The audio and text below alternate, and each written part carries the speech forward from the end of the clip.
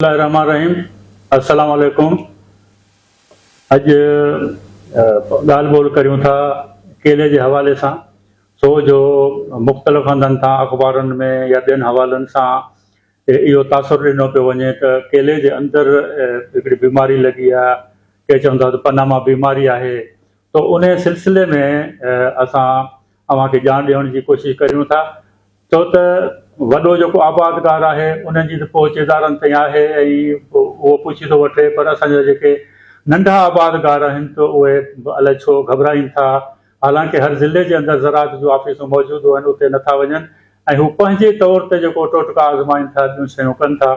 त आउं सम्झां थो त हिन बीमारी जे सिलसिले में या बीमारी जा जेके मसइला आहिनि, बीमारी कीअं ज़ाहिर थिए थी ऐं हुन जूं निशानियूं कहिड़ियूं आहिनि ऐं उन्हनि जो तदारुक छा आहे, तफ़सील सां ॻाल्हि ॿोल थींदी। मूं सां गॾु साॼे पासे साईं डॉक्टर मज़हरुद्दीन कीरो साहिबु वेठो आहे, साईं जन जेको आहे director general agriculture research Sindh आहिनि। इहा ख़ुशी जी ॻाल्हि आहे। ऐं ॿिए पासे जो ख़ालिद राजपूत साहिबु मूं सां गॾु वेठो आहे ऐं साईं डिज़ीज़ इंस्टीट्यूट जा डायरेक्टर आहिनि। ऐं आउं शुरूआति कंदुसि असांजे डी जी साहिब खां।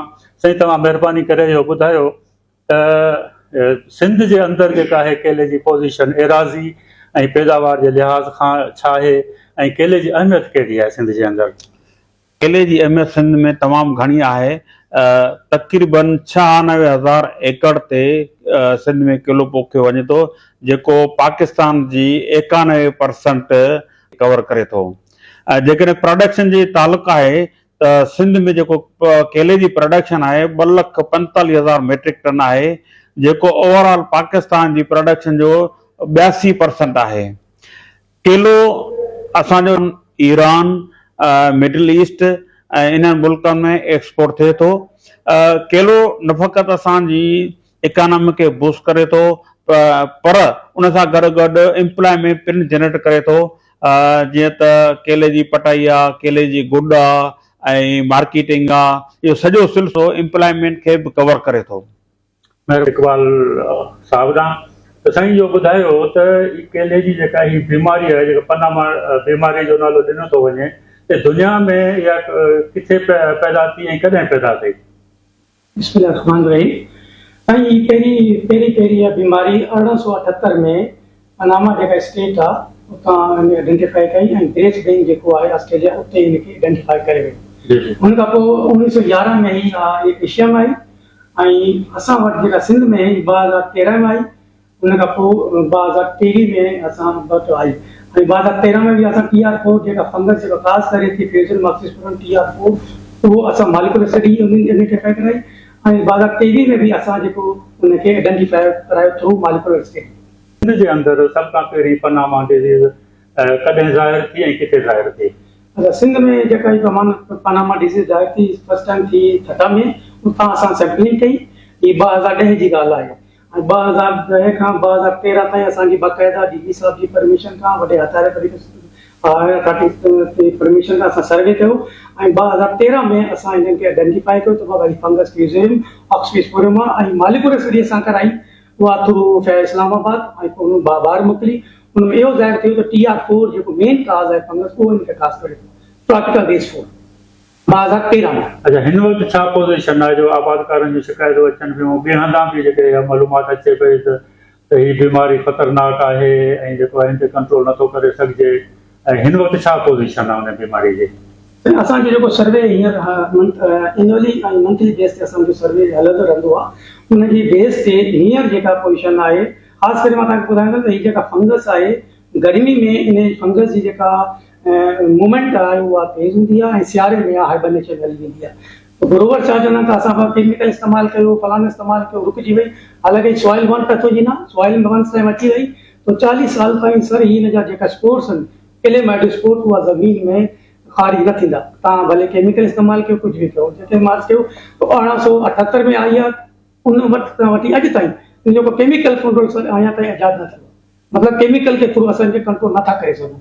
इन सां हिसाब लॻायो इन फंगस जी केतिरी इंपॉर्टेंट आहे। ऐं केले जो असां सर्वे कंदा हींअर बि तक़रीबन परसेंटेज हिन जी वधे पई, पर पंज बाग जेको आहे 5 बाग असां विज़िट कयूं त इहा प्रॉब्लम आहे। हाणे आबादगार खे कीअं ख़बर पवे त हीउ ॿूटो जेको बीमार आहे उन जी जेको सुञाणप जूं निशानियूं कहिड़ियूं आहिनि त जीअं आबादगार पंहिंजी ॿनी जे अंदरि वञे थो केले जे अंदरि वञे थो त उहो सुञाणे सघे त हीउ बीमार ॿूटो आहे।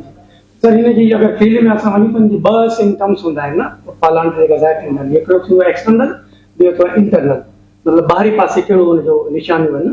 हुन में इहो आहे त जेका पन जेका सुकी वेंदा ऐं ड्रॉप थी वेंदा ऐं उहा शुरू थींदो जेका ओल्डर लीफ हफ़्ता। ऐं ॿियो इहो आहे त हुनखे असां चवंदा गिल्टी जेका ॿूटो सुके कोमाइजो जी सर। हुन खां पोइ यलिंग थी वेंदी आहे। यलिंग जेको सिस्टम्स आहे उहो जेको आहे न ओल्डर लीफ आहे उतां शुरू थींदो आहे। पन तव्हांजो मतिलबु आहे पन पीले रंग जा फिका सुकण शुरू जी हा, पर उनजी निशानी आहे त पन फिका शुरू थींदा किनारे खां जी जी अपवर्ड वेंदा मथे वेंदा। हिकिड़ी ॻाल्हि अगरि सीवियर आहे, अगरि उहा फंगस उन प्लांट में अची वई आहे त उनजे जेका मेन स्टेम आहे सर उहा फाटी पवंदो थोरो जेको फाटी जी हा, उनमें स्प्रेडिंग जी फाटी पवंदो। उनजो मतिलबु आहे त उहो तव्हांखे सीवियर कंडीशन जो प्लांट अची वियो। जेकॾहिं हाणे उहो अची वियो त तदारुक कीअं कजे? अच्छा हा सर, मां तव्हां जीअं अॻु में तव्हांखे मतिलबु केमिकल इन बीमारी जो कोन्हे ना ई कोई अहिड़ी असां वटि वैराइटी आहिनि जेके असां घुरो था चऊं त भाउ तव्हां हीअ लॻायो। हिन जो इहो आहे त असां जेको प्रैक्टिकल बि कयो आहे, असां फील्ड डिमॉन्स्ट्रेशन बि कई आहे, लेबोरेटरी में बि असां कयो आहे, ग्रीन हाउस में असां एक्सपेरिमेंट कया आहिनि। हुनमें इहो असां अंदाज़ो लॻायो आहे ऐं असांजी रिज़ल्ट बेस इहा आहे असां जेको बायो एजेंट अप्लाई करायूं था जंहिंमें ट्राइकोडर्मा बेसिलस आहे उहो असां फी एकड़ अप्लाई करायूं था। अगरि ग्रोवर्स उनखे उन पासे वञनि ऐं फी एकड़ ट्राइकोडर्मा अधु किलो गुड़ ऐं 200 लीटर पाणी हुनखे मिलाए 3 ॾींहं तव्हांखे ड्रम में रखो ऐं तव्हांखे हुनजी जेका तव्हांजी फंगस आहे या ट्राइकोडर्मा जेको बेनिफिशियल फंगस आहे उनजी मल्टीप्लिकेशन थी 3 ॾींहं खां पोइ थ्रू फर्टिगेशन पाणी में तव्हां फी एकड़ खे ॾियो। ऐं हीअ असांजी परमिशन असांजी डीजी साहब जी परमिशन हुई। असां प्रैक्टिकल खे फील्ड में खणी वियासीं। इन जो तरीक़ो इहो आहे मुसलसल 6 महीना तव्हां मंथली बेस ते अप्लाई करायो मुसलसल। पोइ असां वटि रिज़ल्ट बि आहिनि, असां वटि डेटा बि आहिनि। उहा फंगस उते ख़तमु न थींदी पर रुकिजी वेंदी, सप्रेस थी वेंदी। अॻिते न वधे। अच्छा ॿिया ज़रूरी कमकार केले जे अंदरि कहिड़ा करणु घुरिजनि? अच्छा तव्हां कोशिशि कयो त घणो करे गोरस छा कंदा आहिनि गुड थोरी डीप कंदा आहिनि। तो कोशिश कयो त मल्ची कलर प्रोसेस अप्लाई करायो जंहिंमें तव्हांजा मल्चिंग जा प्रोसेस तव्हां सम्झो था तमामु घणा आहिनि। उहो ग्रोवर्स असां वारो उन पासे वञे ई कोन थो न। हाणे गुड में इहो आहे त तव्हां कराए माण्हू कनि था ग्रोवर्स पर छा आहे त उनजी रूट डैमेज थी वेंदी आहे। हाणे ग्रोवर्स खे इहा ई ख़बर कान्हे त केतिरे फुट ते करणी आहे, केतिरे डेप्थ करणी आहे। इहो थोरो सेंसिटिव प्रोसेस आहे न। अच्छा खुराक जे लिहाज़ में कहिड़ियुनि ॻाल्हियुनि जो ख़्यालु रखणो अथव? कहिड़ी खुराक ॾियूं? कीमयाई बाण ॾियूं? सर मुंहिंजे हिसाब में असां जेको प्रैक्टिस कया हुनमें सर ऑर्गेनिक जेका आहे न फर्टिलाइज़र मां तव्हांखे ॿुधायां त ही सॉइल बॉर्न पैथोजन आहे। ठीकु आहे न। ऐं सॉइल असांखे सॉइल खे इम्प्रूव करणो आहे, सॉइल खे मतिलबु हेल्दी करणो आहे, सरकेस करणो आहे। सरकेस उनजे लाइ ऑर्गेनिक जेका असांजा फर्टिलाइज़र आहिनि उनखे अप्लाई करणु पवंदो जंहिंमें तव्हांजा कंपोस्ट आहिनि या ग्रीन मैन्यूरिंग उहा तव्हांजी सॉइल फर्टिलाइज़र साओ बाण आहे जी सर इहो आहे उहो कंदासीं। त हुनमें छा आहे त तव्हांजी जेका माइक्रोवेल एक्टिविटी आहे उहा वधंदी। ऐं अगरि तव्हां लिग्विन बेस ख़राब तव्हां सम्झो था त जो उनमें जी जी हा उहो लॻाए त हुनमें छा त नाइट्रोजन फिक्सेशन हूंदी आहे त उहा असांजी उनखे बि वधाईंदी। इन करे वाले ऑर्गेनिक फर्टिलाइज़र आहे उहो बेस्ट आहे, अदरवाइज़ केमिकल। अलावा जेके आबादगार आहिनि जेके मुख़्तलिफ़ कंपनियुनि वारा आहिनि उनखे जेको आहे सलाह था ॾियनि त बाबा हीअ ज़हर विझो हीअ ज़हर विझो त छा उन सां बीमारी बिगड़ंदी या उन सां जेको उनजो कंट्रोल थींदो? मां तव्हांखे अर्ज़ु कयां त हीअ आहे soil born pathogen. Chemical control त हिनजो आहे ई कोन्हे। अच्छा केमिकल कंट्रोल थींदो ई कोन्हे, मतिलबु कंट्रोल फंगस थींदी कान्हे। इन जे लाइ इहो आहे त मैनेजमेंट सुठी मैनेजमेंट छा आहे त तव्हांखे अवेयरनेस करणी पवंदी ऐं प्रिकॉशन मेयर्स। अच्छा असांजी जेके जिन्सूं आहिनि उन्हनि मां वधि में वधि जेको बीमारी जो असरु कहिड़ी जिन्स ते नज़र आयो आहे तव्हांखे? असां जेको सर्वे कयो आहे हुनमें जेका असांजी लोकल वैरायटी आहे बसराई नॉन टिश्यू हुनमें असांजे सर्वे जे हिसाब सां असांखे जेको कैलकुलेशन कई आहे डेटा असां वरिती आहे डिस्ट्रिक्ट वाइज़ उनमें बसराई ते जी जेका इंसिडेंस परसेंटेज आहे वधीक बनंदो टिश्यू कल्चर। अच्छा टिश्यू कल्चर जा बूटा आबादकारनि खे सवलाई सां मिली वञनि था? हा मिली वञनि। मुख़्तलिफ़ प्राइवेट इदारा बि आहिनि जी जी उनखे मिली वञनि था। प्राइवेट बि ॾियनि था असां बि। अच्छा नओं बाग लॻाइणो हुजे त पोइ तव्हां सां मूं ॻाल्हि ॿोल कई पिए त तव्हां ॿुधायो पिए त उन्हनि खे जेको फ़ासिलो वधाइणो केतिरे फ़ासिले ते घटि में घटि हणणु घुरिजे, छो हणणु घुरिजे वधीक?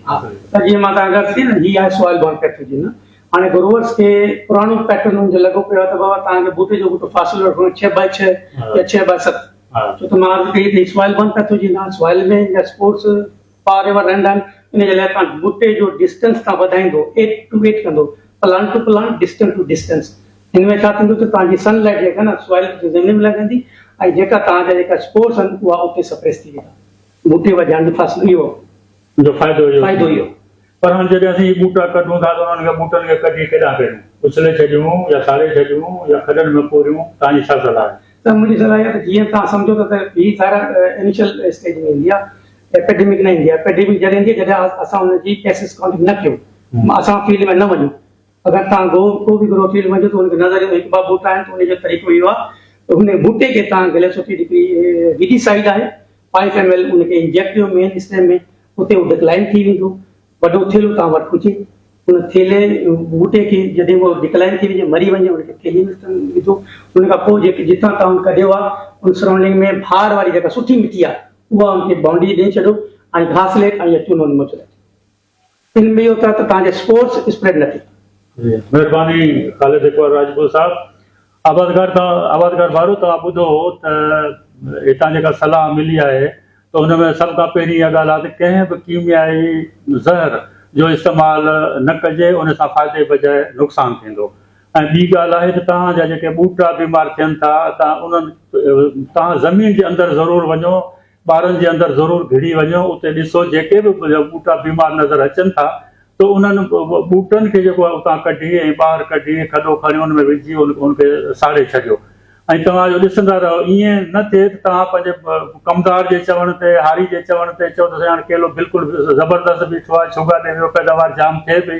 ईअं न थिए जो आहिस्ते आहिस्ते बीमारी वधंदी वञे जॾहिं बीमारी वधी वई त इन ते ज़ाब्तो करणु तमामु ॾुखियो थी वेंदो इनशाला इन सां गॾु मोकिलाणी कंदासूं वरी कंहिं प्रोग्राम में तव्हां सां शामिलु थींदासूं इजाज़त वठंदासूं महिरबानी